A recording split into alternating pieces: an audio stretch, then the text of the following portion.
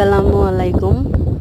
চলে আসলাম আপনাদের মাঝে আম, দুধ, কাঁঠাল সঙ্গে দুটো, এগুলো সব আমার বোনের বাসায় থেকে পাঠিয়ে দিয়েছে।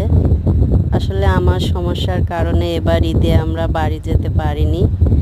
দেখুন সঙ্গে কতগুলো মাংসও পাঠিয়ে দিয়েছে। এগুলো সব গাড়িতে পার্সেল করে পাঠিয়ে দিছে আমার বোনের বাসা থেকে। দেখুন কতগুলো দুধও পাঠিয়ে দিয়েছে।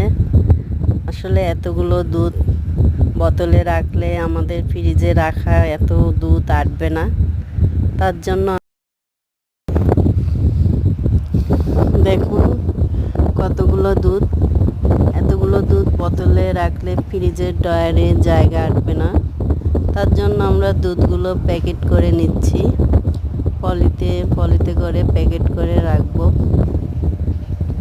দেখুন প্যাকেট করা প্রায় শেষের দিকে, প্যাকেট করা হয়ে গেছে। এখন আমরা সব ডয়ারে একসঙ্গে করে ফ্রিজে রাখবো। এই যে ডয়ারে ফ্রিজে রেখে দিলাম, এই যে ডয়ারে রেখে দিচ্ছি ফ্রিজে। সবাই ভালো থাকবেন।